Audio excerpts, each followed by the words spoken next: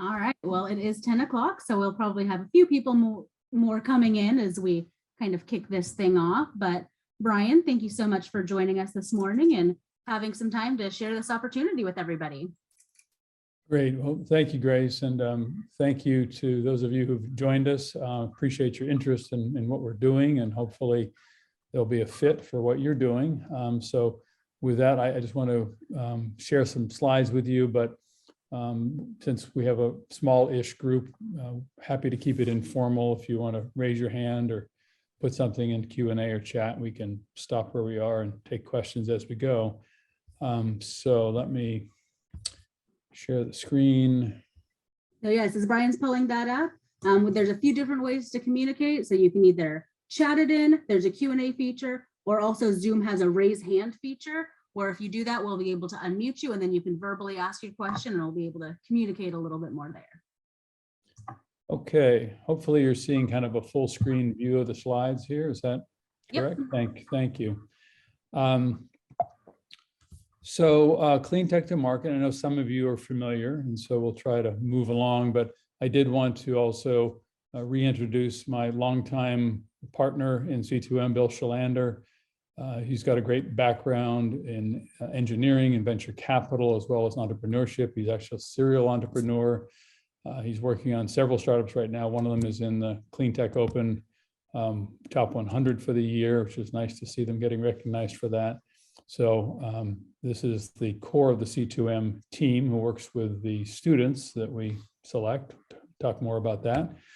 So this is our 14th year, which is sort of exciting and unbelievable all at the same time. It's obviously a very different environment now than it was in 2008, and it's just great to see all the emphasis across the world on sustainability and climate change solutions. And so it's a very encouraging time to be doing what we're doing. The vision really has never changed over those 14 years, trying to accelerate this critical combination of innovations and the people behind them and the partnerships that it takes to drive them to commercialization, hopefully making an impactful difference to the climate change issues that we're grappling with. As always, we do this with hand-picked interdisciplinary teams of graduate students at UC Berkeley. So typically a team, as this says, is 5 to 6 students. We actually had a 7-student team this past semester, which was the most ever. I don't think we'll do that again unless we have to. It's a lot for the students to manage, but these teams are typically approximately half MBAs and half other disciplines, mostly science and engineering, with a smattering of law, public policy, and other disciplines, depending on the nature of the technology. And one of the challenges of the program, which we unfortunately can't do anything about, as this slide indicates, and we'll talk more about the process a little later, is that the work we'll be doing on behalf of the entrepreneurs doesn't start until late August. That's because these projects are being selected, the teams are being formed in the spring, and then really at the university, not much is happening in the summer. These students are usually off around the world building homes in Uganda and climbing Mount Everest and other things that graduate students like to do in their spare time. And so that's a challenge for us in picking technologies, because we've got to really figure out where things are likely to be in September, October, November, where the bulk of the work is done. So in terms of the type of work that's being done, these are some of the key areas of emphasis as these teams of graduate students initially dig very deeply into the technology, trying to understand exactly what the proverbial secret sauce is and what those key performance metrics are to help understand what possible applications there may be. And they're going to dig deeply into all these areas over the course of the 15 weeks. All told, that work will result in about 1,000 hours of professional engagement by these students and the subject matter experts with whom they're working. And since all we're asking for in exchange for that work is an hour a week from the entrepreneurs, there's no cash changing hands, there's no equity being taken, it's just that hour a week. It's a very strong ROI. And that has produced, I think, some very significant benefits for the entrepreneurs over these years that we've been doing this. So when we actually reach out to the entrepreneurs and say, well, how did C2M go for you? And we try to ask open-ended questions like that. A lot of the responses will have something, as you might expect, given how important it is for the entrepreneurs, have something to do with financing, getting, whether it's classic equity capital or non-dilutive grants or other awards.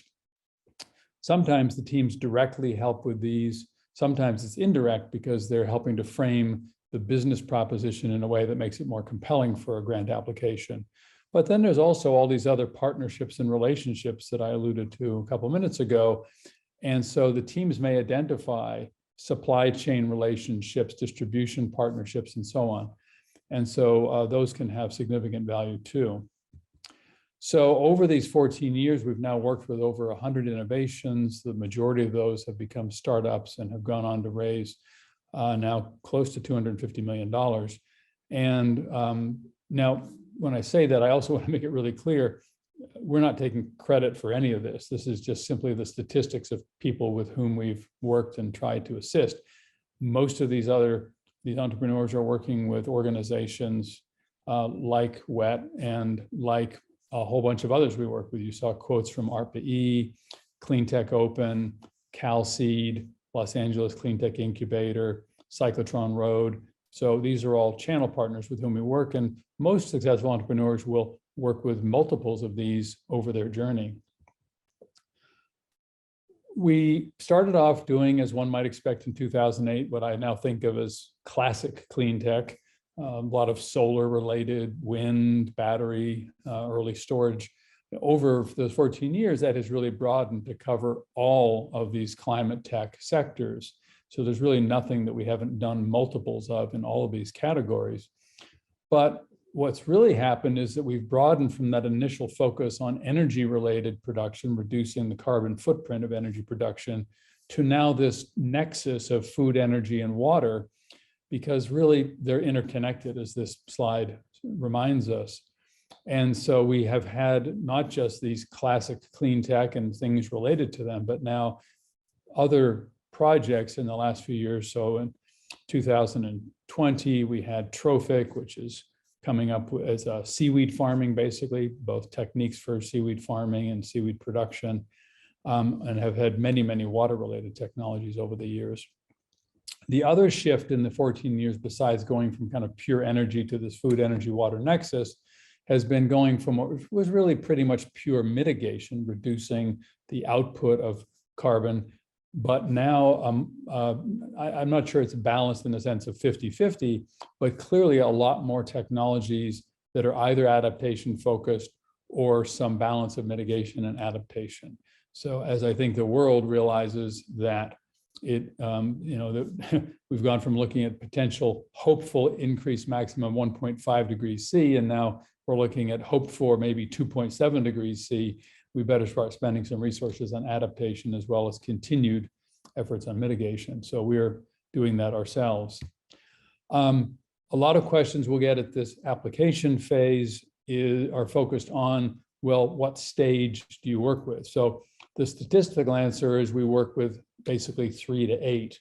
If you actually go and look at the metrics of those companies that have been in our program over the past few years, last year, I think the average was 5.75, the year before 5.5. So really underscores this bell curve distribution.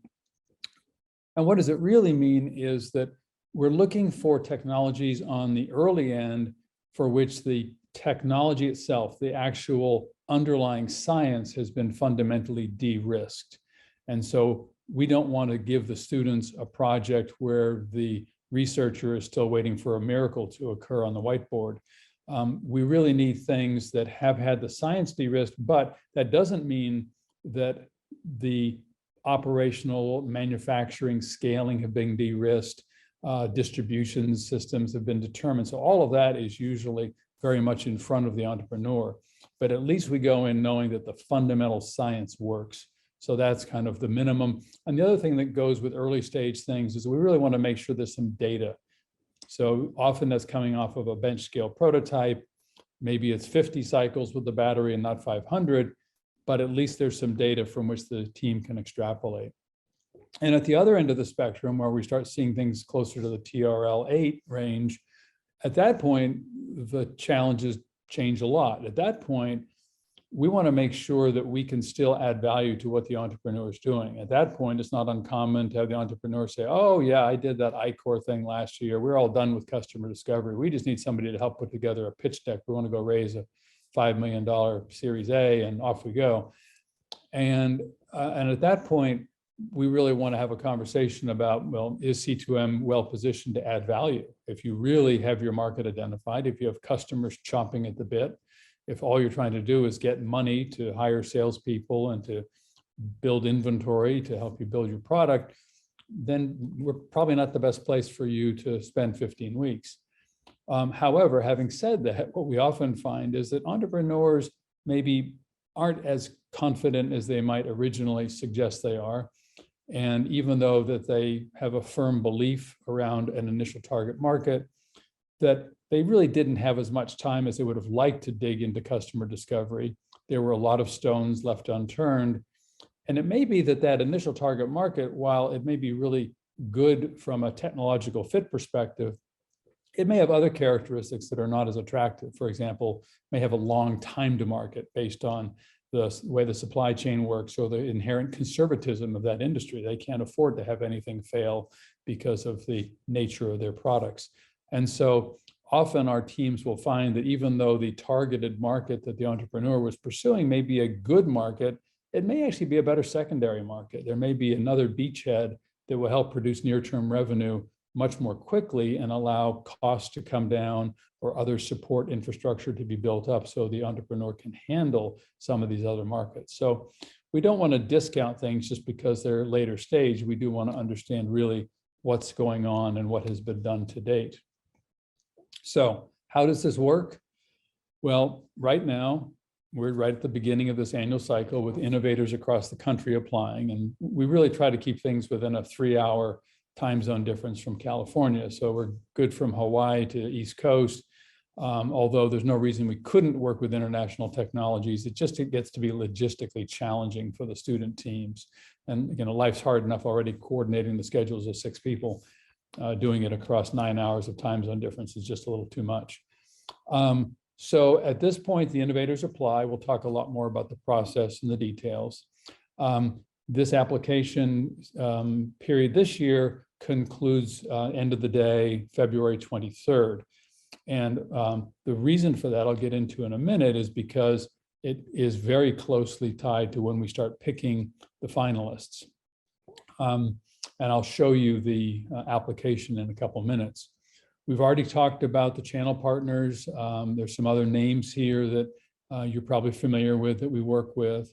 And so the main reason that we're working with these channel partners is it really helps us do some pre-vetting. We don't have any desire for entrepreneurs who aren't well suited for our program, for whatever the reason, to spend time on the application. And so the better we can do it communicating what we're looking for, and the better we can do working with channel partners to help vet things in people's portfolios and other portions of the ecosystem that they're helping to support, I think the more effective we can make the entrepreneur's time, because it's so precious. And of course, we don't want to read applications that aren't, in general, likely to be reasonably well suited for what we do. So after that application period closes on the 23rd, we've now got all these applications, and typically we're going to get somewhere in the range of 40 or 50. We really don't want any more than that.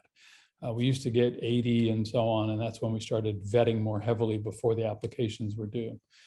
And so we're ideally going to get something in the range of 40 applications. From that, we will do internal work, and we have a small team of about half a dozen people that will do this initial stage of vetting, and that will bring us down to 18 to 20 semifinalists. And on March 2nd, there'll be about 24 people that will meet, and I'll show you some slides on that in a second, to determine who the 8 to 10 finalists will be. And here's one of the aspects that makes this a unique process. We, Bill and I, the faculty, really want those 8 to 10 finalists to be ones that we feel are all essentially equally well suited to C2M and well suited to being really just simply good, strong projects for the students to grapple with. Because then what happens is once the students apply to get in, and we're always oversubscribed with students as well, and we have picked the students are then asked to submit their project preferences and their resumes. And based upon the combination of their preferences and their experience, that will determine the final projects in the cohort, both which projects and how many. So for example, last year we ended up with the fewest number of projects we've ever had because the student interest bunched more heavily than it ever had bunched. So historically, we've had teams of 4 to 6, averaging 5 students, and typically try to run 7 or 8 projects. Last year we ran 5, but we had 6 or 7 students on a team because their preferences bunched more than they ever had. So we try to avoid that. We want to get 7 or 8 projects in the cohort, but we also don't want to have students being forced to work on things that they're not interested in, because it's a long 15 weeks otherwise. So the criteria that we use for selection, I think a lot of these are going to make sense. We start looking at the UN SDG criteria and the impact in those categories. And of course, we apply things that are more venture-like. Is this going to be likely to have an attractive business model? Is it, or in the opposite condition, is it potentially going to run into some known issues? So we try to avoid those. And we're really looking for entrepreneurs who are engaged and engaging. These students are going to work closely with them throughout the 15 weeks. They're going to be very dependent on the entrepreneur for answering questions and explaining things that have happened or are happening. And so it's really important to have an entrepreneur who takes that hour a week seriously and looks forward to meeting with the students. It can be really awkward if that's not the case, and if we're having to chase the entrepreneur around to go to meetings and respond to emails. And we're also looking for C2M alignment. And that alignment is, what do we do well? And is what we do well going to fit with what the entrepreneur really needs? Because ultimately, we just want to add value. We're not, again, taking equity or cash. Our only objective is to add value during those 15 weeks. And perhaps one of the most important criteria is, does it seem like it's going to be a compelling student project? Because these students are paying huge amount of monies for their degrees. C2M is entirely an elective opportunity for them. If we ever developed a reputation, thank goodness that hasn't happened so far, but if we did, I say, boy, that course was a lot of work and not a lot of fun, and I'm not sure I would do it again if I had the chance, we're done. That's it. C2M is over. So we've got to make sure the students are excited about the technologies. So when we go to this committee, and this is a screenshot, I think, from last year, we're going to have a dozen or more people from industry, venture capitalists, people involved with tech transfer at the universities. Some of them are, I was just looking at some of the names here, some of them are CEOs of energy-related, clean tech-related companies and so on. But then we also bring back top alumni from prior years, both the preceding year and years prior. And really, in addition, because a lot of these students are, now have their doctorates in various relevant spheres of study, but they are now executives at companies. And we're looking for the alumni, in addition to their expertise in clean tech, to say, boy, if you were doing clean tech again, is this a project you'd be excited to work on? So we're really looking to them in a way for the last word on what we do. So in 2021, these are the 5 companies that were in the cohort. If you managed to make it to our symposium, as I hope some of you did, you would have seen these companies presented. So it was a nice mix of software and hardware and many different types of technologies. So once the technologies are selected through the student preference process, we then hand build the teams, allocating students based on preference and background. And as a result, we just end up with these really passionate, amazing students who, in most of these programs at Berkeley, are top of the food chain worldwide for what they're doing. And just, we're just blown away every year by the capabilities and the interest and the energy that they bring. It's just a lot of fun for us. And so obviously, if we have PhD students in physics or chemistry, we can kind of imagine what they bring, but the MBA students as well have a very diverse set of backgrounds. Most of them have been in the workforce for 5-6 years past undergrad. And so there's already some substance there that they're bringing. So it's a very deep bench that these teams represent. And then over June and July, we now have technologies picked, the teams are picked. We're now really working on updating the content that we're going to use, the materials we're going to be used to guiding the teams, selecting guest speakers, and so on for the semester. And then, as I mentioned a few minutes ago, in usually the third week of August, the course begins, the 15-week process starts. It's a highly structured process that we keep tweaking over the years. They start with a deep technology dive. They participate in some very divergent kind of brainstorming, and then converge usually on 2 or 3 markets that are really going to be focused on for the second half of the semester. And this all culminates after they've worked on these areas that we talked about before. It's going to culminate in 2 things: the symposium, which is the second Friday after Thanksgiving, public audience, usually a couple hundred people in attendance, and the teams are presenting their findings and recommendations. And this can be a very impactful day, not just for the students to showcase their work, but for the entrepreneurs. It's amazing when you sit in the audience and see other people do a really great job of presenting your product, your future, and hearing questions that are asked and so on. It can be a really impactful day. And there's often opportunities to meet prospective investors and partners and employees and so on. So it's a great networking event as well. This year, like prior years, we try to supplement the symposium with guest speakers. And as we have done in many prior years, bringing back CEOs from former cohorts to basically just talk about their continued journey. And this is always interesting for us to kind of see how they've built on what C2M helped them with. And then we have public awards that are given at the symposium. These awards are determined by a panel of judges who know the program well, understand the entrepreneurial ecosystem and clean tech. And then the week after that, the teams sit down with the entrepreneurs for a private meeting, handing over 100-page reports that go into a lot more detail, whereas the symposium's a bit of a glass half full kind of a day. We're never going to throw an entrepreneur under a bus in front of 200 people.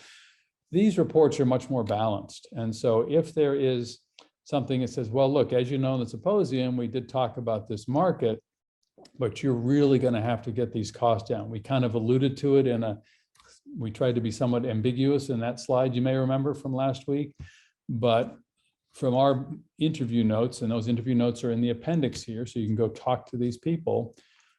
We think that it's really kind of a binary thing. You're either there or you're not. There's no kind of close. You're going to have to get down below $1 per whatever in order for you to be competitive in that market. And here's all the reasons. Here's our techno-economic modeling output. Here's the interview notes.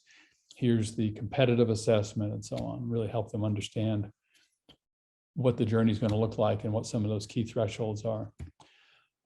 So that leads us to the application process that we're in the middle of now. The application process has information like a flyer that explains how this works and reminds people that we do look at not just classic clean tech, but green chemistry, food, water, and as I mentioned, mitigation and adaptation. We've got a couple of quotes from CEOs from the last cohort that we just finished in December. And it just reminds us that there's many different ways in which value can be provided. In this case, Buzz Solutions was already working with utility companies in analyzing the drone imagery for transmission and distribution lines. And that seems to be going well, but there's some potential issues with that market. And so the team, in addition to validating how that market should play out and what kind of time to market and pricing and positioning will work best there, they found some other markets that were really interesting, and one that in particular that the company had never thought about before that was really interesting. And it's I don't know, how Buzz may or may not pursue that. They may kind of keep it in their back pocket as an insurance policy, or maybe they'll task a couple of people with learning more about it. But all the information that gives them that first foothold in that market are all in the report. Most information, as you can imagine, is online.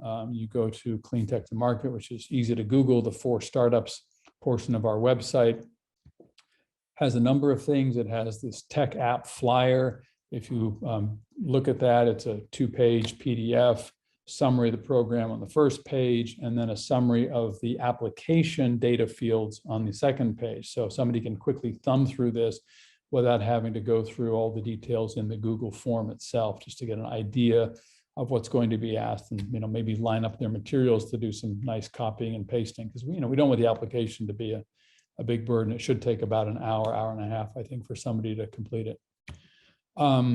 Back to the website, as you scroll down the page a little bit, there's a series of FAQs that we really want everybody to read the applications, ask if they read them. You can open up the accordion and look at the details. You can also go look at prior projects and get an idea for what we worked on. There's a single page for all prior years, and then for last year, we kept that separately. So you could see those in addition to a video recording of the entire symposium. So although I don't necessarily think you need to watch all 5 hours, although you're most welcome to, you can certainly fast forward and get a feeling for what the students are doing and how they're presenting and so on, and get just an idea of the potential value of that piece of the equation. And then back on the website at the top, right in the middle, start the tech application. You click on that, opens the Google form. As we say in a couple of portions of the documents, you probably are going to be asked to register with your your Gmail account, because that allows you to, for example, save your materials and come back to edit them. It allows Google to send you confirmation emails. It allows you to upload documents. There's about 7 reasons why they look for that registration. So again, not a big deal, but just as a reminder. So there's, as you can see at the bottom here, there's 7 sections. It's exactly the data fields that were on the back of that PDF I showed a minute ago, but with more information here about how to fill out the sections. So applications due by the end of the day on February 23rd. It literally gives us just a few days to sift through the applications to get down to those 18 or 20 semifinalists that we then send to those 24 or so judges at the external tech selection event for March 2nd, because we come into that event with the initial scoring that is then used to guide the conversation during that 3-hour meeting. So I'm going to turn it over to questions. You're welcome to call me, text me, email me, whatever it takes, to whether you're asking questions, for yourself or for others, you want to direct me to others, whatever we can do to help now. We want to make it efficient for people. So with that, I'm going to stop sharing so I can see folks. Thank you so much, Brian, for going over that and telling everybody about this opportunity. Thank you. So if anybody has any questions, please chat them in, use the Q&A, or raise your hand and we can allow you to talk so you can verbally communicate with Brian. So while people are typing or thinking, are there any common things that you see on applications that kind of lead you away from picking certain people, or any common kind of red flags or things on applications you see? Well, I'll tell you what's top of mind. There's no particular priority. We do rely very heavily, as I mentioned, on our channel partner relationships. And there's a section that says, please check any that apply. And it's most usual, I'd say, we'll usually get at least, on average, maybe at least 3 checks. Oh yeah, we worked with Cleantech Open, we worked with ARPA-E at one point, and a lot of these may be in the past, some may be contemporaneous. If we get one of those applications, there's not a single check, we say, why is that? There's so many resources here. So either the lack of checks means maybe they're so early stage that they haven't found the need or the opportunity to avail themselves of that. So that then causes us to look more closely at stage and say, is it ready for us? But quite often that is a a red flag, not in a sense that it's an automatic disqualifier, but it just is going to cause us to dig more deeply because, as I mentioned, most successful companies we've ever seen have availed themselves of these resources on a few or more of these programs that are available now. Because, 14 years ago, there weren't a lot of people other than us out there. I mean, RPE started the year after us and so on. But now there's so many. The question is, well, why aren't you taking advantage of that? I mean, it doesn't matter. We don't care who it is. Techstars. I mean, pick somebody. There's a lot of people there looking to help you. Obviously, if somebody checks off like TRL2, we're going to look closely at that. Now, sometimes people aren't actually correct and they didn't really understand some of the nuances there.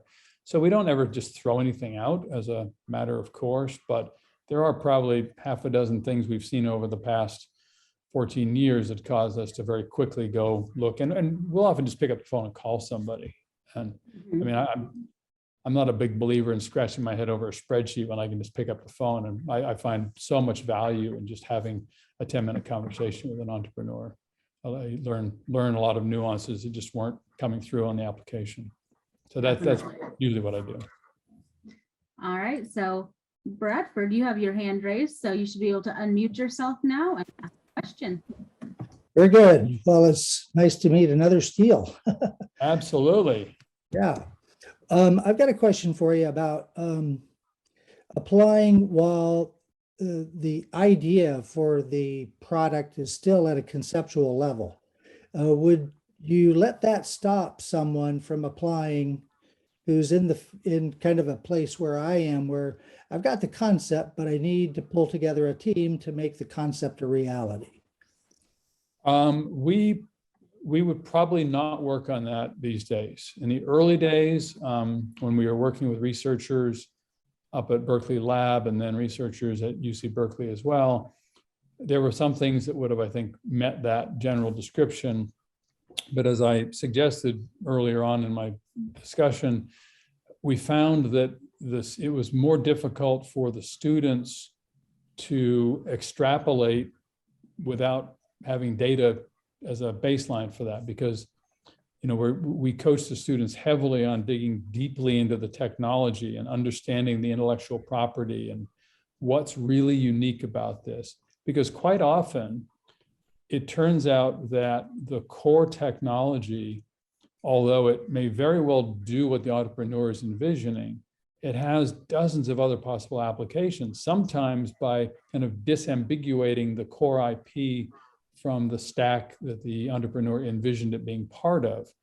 And so it may be that maybe the team wants to recommend, and this often comes up, says, well, look, what we recommend is you take your intellectual property, your technology, and you're going to license it over in this field of use. And that will help bring in some revenue over the next few years as you develop a more integrated product that you may manufacture or contract manufacture that involves an integrated software hardware combination. And so it's very difficult to do a lot of those things without really understanding the core of the technology and the metrics that come from it. Anyway, that's just my basic answer is we don't tend to work with things that are simply interesting ideas, however exciting the potential may be for the idea. We've learned over many, many years that ultimately the value is more in the execution than the idea. Very good. Thank you for your answer. I appreciate it. Thank you.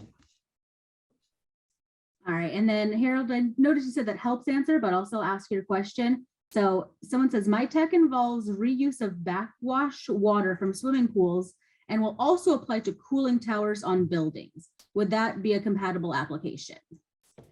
On the surface, it looks like. I mean, obviously, there's a lot of swimming pools, anything involving cooling towers, big market. Hard to say, quote, how compatible it is, but at a 50,000 foot level, it certainly seems to meet the general criteria of potentially mitigating sources of greenhouse gas emissions by, I assume, reducing energy use, maybe even reducing water consumption.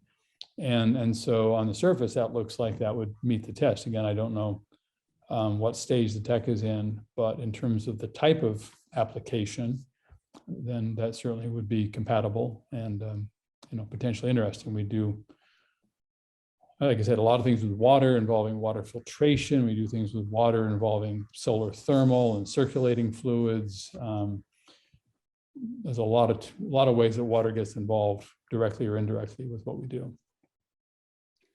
So one other question that I thought of is there any issue if somebody's in another accelerator at the same time? If they're in a Thrive or Valley Ventures accelerator, can they still also work with and be in C2M? Oh, absolutely. In fact, one of the CEO comments from last semester, and for some reason, I guess I didn't really realize this because it never really came up, I guess, during the semester, was that they were actively in Techstars during the semester. And he said that one of the real values of C2M was that the team was producing all of this valuable new information and output. And it was valuable for the company because they then could take that back to their mentors in the Techstar world and pursue those and think about them and say, well, the C2M team, this is some of their, the discoveries, and whether it be economic discoveries through techno-economic modeling or market discoveries, but they found there to be real synergy in being able to combine that market research, both directly with subject matter experts and indirectly through things on the internet and elsewhere, combine the results of the market research with their mentored environment at Techstars. So that's just one example, but we've had many. I'd say, I think Cyclotron Road has about 5 categories of things, how they think about dividing their technologies, and we tend to apply directly to about 3 of those. And in those 3, we've worked with about 80% of everything Cyclotron Road's ever done. Now, some of those go to Cyclotron Road after C2M, some come to us after Cyclotron Road, and many of them are contemporaneous. It just really, it doesn't matter. The overlap doesn't matter. What matters is what they need a good fit for what we do well. That's what matters. But we've had some companies where we say, wow, we love the technology, really excited about working on it. You're just not quite at a stage where we can help yet. You're just thinking about building a bench scale prototype and you really have no data yet. We'd love to see this next year. And so on. But we work closely with organizations like CalSeed, as I mentioned, Cyclotron Road. In a lot of cases, the idea is there during the arc of, say, a Cyclotron Road fellowship, they want that technology to spend 15 weeks in C2M. That's part of their development as an entrepreneur and as an early stage startup. So I know some people have maybe multiple businesses. Can an individual submit for different technologies?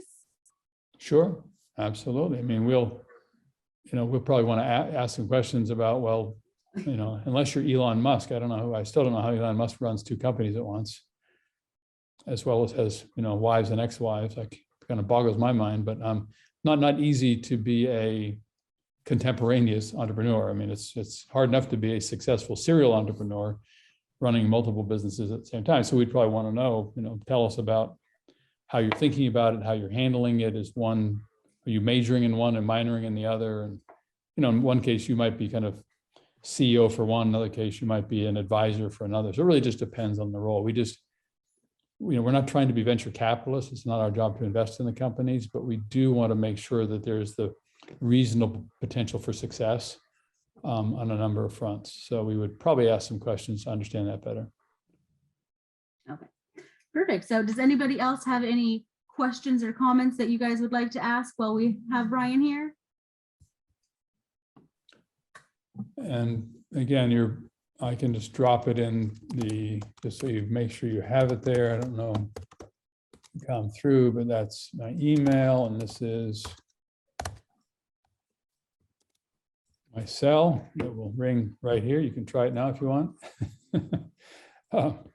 So you're welcome to call or text, and happy to chat. So this webinar has been recorded. So if you guys do think of anybody who might be a good fit for this technology, who might not have been able to attend, this will be available on our YouTube. So feel free to send this around, send the webinar around, encourage people to apply. Your fellow ventures to apply. And as Brian said, reach out to him. If you have any questions, you can also reach out to me and I will be happy to help you guys as well. So thank you everybody for attending. Okay. We hope you apply and thank you so much, Brian. Thanks. Have a great weekend, everybody. Bye-bye. You too. Bye.